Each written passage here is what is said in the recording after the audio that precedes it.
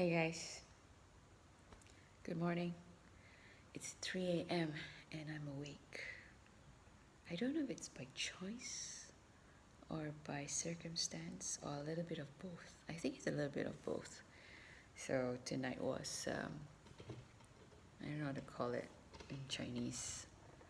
It's the 8th day of Chinese New Year or 7th day of Chinese New Year or something. And Hokkien New Year as well. And the fireworks were a blast. Just going mad.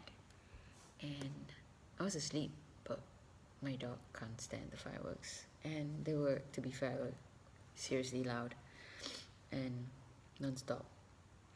So I had to go pacify him, and here we are. I'm up, and then pacified him for over an hour. And then I did the wrong thing by going onto Clubhouse, got pulled into a conversation, and we just ended. 3 a.m. It's not good for my health. But anyway, it's got me to thinking a series of events, which is always how I get here, about auditing myself. Because I've been restless with certain things in life. Been mulling over them, trying to solve them, trying to figure things out, trying to figure me out, trying to figure the importance of certain things in my life. And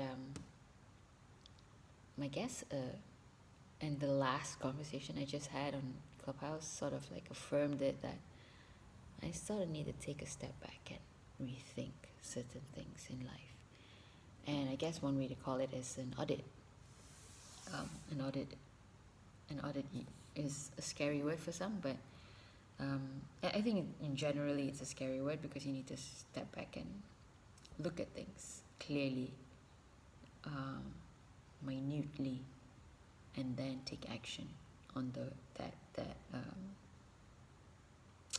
test, or take action from the results that you get from the audit. So I was reading for a bit what you could do and why you should do an audit. Is like, for me, there's some imbalance that's happening internally.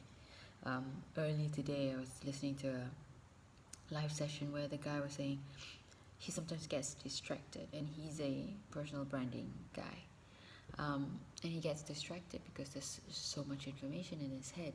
And that's the same for me, because I consume so much at warp speed, and some people close to me can testify how I listen to podcasts and audiobooks, and there's just so much in here that it needs an output. But when I try to get it out, it's jammed up because there's just no room to move. And the same guy, it's the same thing that guy said. I resonated with it, and so that sort of got me thinking. And then the last conversation I had in Clubhouse also got me thinking that I have some things to iron out in my head, and my vision and mission, and what I actually want out of life, and how I want to go about it, because I can't do everything.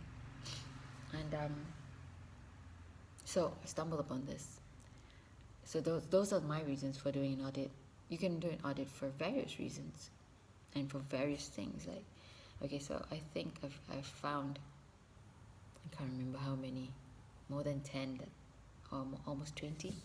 Okay, I'll go through it quickly. 1, audit how you spend your time. Audit your productivity, audit your effectiveness, audit your skills, audit your education, audit your health, audit your finances, audit your fitness level, audit your habits, audit your character, audit your relationships with your family and friends, audit your living conditions, how clean and organized your home is and how comfortable you feel in your home, audit your creativity, audit how happy you are, audit your level of energy, audit your career, audit your spiritual life, audit your leisure time, audit how well you're doing in terms of achieving your major life goals, and audit how much you're having. I think there's about 20 right there. And they're all relevant. They're all going to take some time to audit. But I'll put them in the notes, and You can pick and choose what you want to do with it. And so how do you go about doing an audit? And this brings up the fact that I remember there's certain things called the life wheel, where you've got these segments in your life and you measure as often as you can where you are, and if you're low on that life wheel on a certain segment in life, then you work on it if you want to. So sort of the same thing. The life wheel is a diagram. This audit is a chart or so. So there's 7 ways here. The first way that you can do this is decide which part you want to audit. There's 20 listed down in the notes. Pick and choose which one. And if you want all of them, don't get overwhelmed. Take a step back and choose the first 3 that's most important to you. And then step 2 would be data, of course. Decide the matrix of things. So if it's a fitness level, then audit your weight, your body circumference, your fat level, and decide where you need to be, and that's auditing.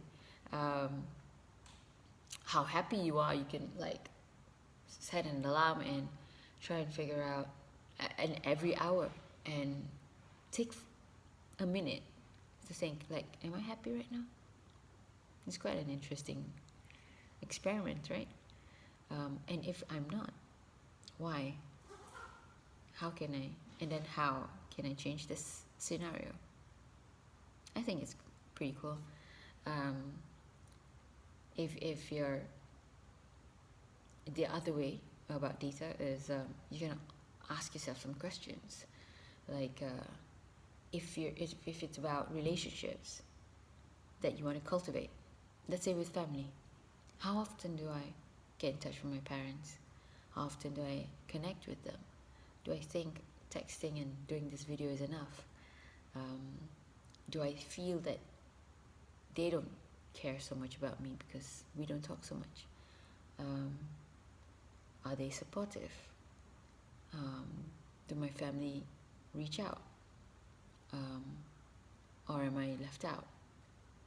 Those are some things that I could ask myself and see how I can improve in these scenarios. And are they okay for me? Do I actually need it to improve, or am I fine with things as they are? So that's number 2, step 2. Step 3, you can do a checklist, a form, where you answer these questions, or like a habit tracker of sorts. So 10:20 a.m. I'm pretty cool, I'm fine, I'm at peace. 11:20 a.m. still alright. 12:20 a.m. Oh, why is the line at lunch so long? Those kinds of things. Number 4, step 4, is to actually do this audit, conduct it. And the tricky part is, don't keep it for yourself, because your opinion might be biased, and get somebody, a friend or a family member, to go through the results with you and see does it make sense, is it true, or are you just tweaking your answers to look good to yourself? That happens. Step 5, when you've determined the results of the audit with your friend and yourself, now you think about what you want to do about it. Do you want things to change, or are you fine with it, even if it's bad? So that's step 5. 6 would be, so if you want them to change, create an action plan. If it's weight, start working out, start eating better, start cutting down carbs and sugar. I'm talking about me here. So that's step 6. And I suppose the last one you could do is, which is, I think I've talked about this a million times now. Step 7 would be audit that audit, or audit that action plan. See how things are going. You can create an action plan by you actually doing it. Are you actually working out? Am I actually cutting down sugar? Am I actually sleeping? No, it's 3 a.m. But yeah, I thought I'd share with you what I'm going to try and do. I don't know when I'm going to try and do this because I just have no time. But it's necessary. I suppose it's this weekend that I'm going to have to do this and cut certain things down, cut certain things out of the list of to-dos. So yeah, I hope this has been helpful. This is me, Viv, all the way from Kuala Lumpur, Malaysia. I'm doing this for fun and laughter during this MCO 2.0 movement control order. I started this daily vlog since we've got into our second lockdown, and we'll see how this goes. And I'm just sharing my thoughts with anyone who's listening. Until then, I'll see you guys tomorrow. Stay safe, mask out, keep a physical distance, but stay connected.